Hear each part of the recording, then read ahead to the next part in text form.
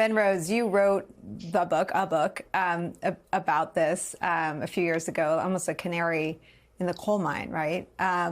We weren't even talking about autocracy. And maybe that was one of the mistakes, right? But what Ian's talking about, the things that are given away freely, is the first page of Timothy Snyder's On Tyranny, right? That the autocrat, it isn't just what they grab, it's what's given to them freely. And this piece about agency is what I want to ask you about.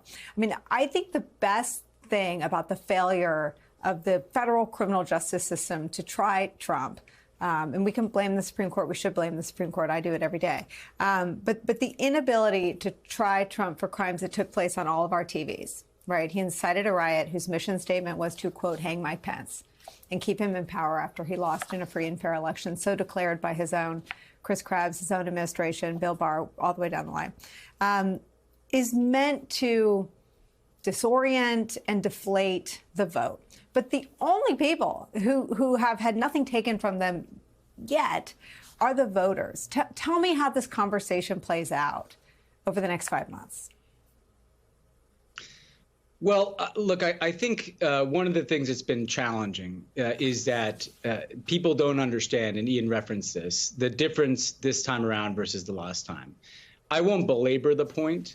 But the simple truth is I was in the Obama White House when Trump was elected the first time. And when the Trump transition team came in, chaired by Chris Christie, for the meeting where you talk about what people they want to appoint and what kind of offices they want to shadow, they had no transition plan because they didn't think Trump was going to win. And so it is night and day. And I think people are conditioned to think, well, if Trump's elected this time, it'll be just like the last time. And that's just not the case here. We have 8 years, and they've done a lot of work in those 8 years. And that work is both looking at the United States and how they can essentially completely remake American government. And they've tested the boundaries of where the system is soft and where they can make real headway in dismantling, essentially, checks and balances. And they also can draw from an autocratic playbook that is global, right? And that's what part of what I was writing about. They looked at what Viktor Orban did to kind of transform a liberal democracy into a single party autocracy, essentially, in a period of years. And so they're coming in with a playbook. Now, I think the key with ordinary people, Nicole, we've seen this. I'm going to reference the recent elections in Europe, where you saw the gains made by far-right parties. What I was really struck by, Nicole, though, is that the far-right parties made the most gains in places like France and Germany, where the incumbents were big defenders of the establishment. And actually, you saw the far-right do less well in places where they've had control or where they've been more prominent in the government. The UK, we have a party in the Tories, a right-wing party, that is about to get clobbered. So I don't think that it's necessarily the case that only the far right has momentum. The warning sign, and this gets to your question about how to make this clear to people about their agency, is to not just talk about defending some kind of vague establishment that people are upset with to begin with. The point is that Donald Trump wants to dismantle this democracy to take care of himself and his friends. And he wants to use that power to hurt you. You have to make this real to people, that essentially it's going to lead to a completely distorted economy that is going to favor the rich and powerful over working people. It's going to completely distort the justice system to protect Trump and his own interest and not to defend the rights of ordinary people.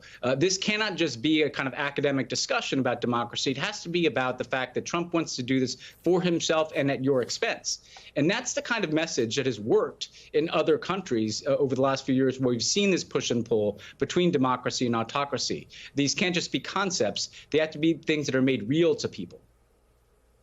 Well, President Biden does it in an increasingly effective way. President Obama's convention speech really is a blueprint. I won't say the only one, but one of the blueprints. I mean, tell me, Ben Rhodes, who you think the most effective messengers are this cycle, this time around. You know, what's interesting about this time around is I think President Biden is going to have to increasingly focus on this kind of message that we've been talking about. You know, not just you enter the prime time of the campaign, and it's less and less about just talking about your record and more about really sharpening the choice for people. But the reality is, I think we're in a time when people really know Joe Biden. He's been around for a very long time. They know Donald Trump. He's been around for a very long time. I think the most effective messengers are going to be all of us. And this is what Ian was talking about. It's actually going to be incumbent upon citizens to go around and make the case for why this is something not worth doing. Some people may be very enthusiastic about voting for Joe Biden, but I think this election is going to turn just as much on people who might not like everything about Joe Biden. And you have to get to those people, and you have to communicate to those people, hey, look, there's no perfect choice in politics here, but there is a wrong choice, a very wrong choice in this election. And I think, sure, you want to empower a surrogate operation. I think you want to get Democratic politicians who've been effective in this era. You just played one of them, Wes Moore, in your previous clip. You want to get them out around the country talking to people. But I think really importantly in the home stretch, there's going to have to be a real concerted effort made to empower citizens and organizers to get out and be those extra voices. That's what Barack Obama did. It wasn't just his rhetoric. He essentially recruited an army of field organizers who were able to take this message on the road. Now, in this case, I think it's going to have to be Joe Biden and a Democratic Party that is offering a clear choice with Donald Trump, but also really empowering people to make whatever message they think is most effective in their communities. It's going to be a different message in Pennsylvania than it's going to be in Arizona. In some places, it's going to focus on reproductive freedom as something that is being taken away because there might be a referendum on the ballot. In other places, an economic message is going to be more important. The common thread, though, on all these things with Trump is that he's going to put himself and his own interests, his autocratic interests, above you, whether it's talking about abortion, whether it's talking about the economy. And that's the thing that can hold this together. Kim, let me show you Steve Bannon's plan for a second term. We're coming after Lisa Monaco, Merrick Garland, the senior members of DOJ that have prosecuted President Trump, Jack Smith. And this is not about vengeance. This is not about revenge. This is not about retribution. This is about saving this republic. We're going to use the Constitution. Let me tell the people that have done that to President Trump, whether you're in the federal government or whether you're down in the state of Georgia or you're in Arizona or you're in Michigan, we are going to go and we're going to get every single receipt. And to the fullest extension of the law, you are going to be investigated, prosecuted, and incarcerated, okay? This is like a blowhard fest. Of course, that's all completely detached from reality. But the disinformation and the emotion attached to the disinformation is deep and it is animating. And I wonder, Kim, what your thoughts are about how you make the facts and the reality and the democracy as animating.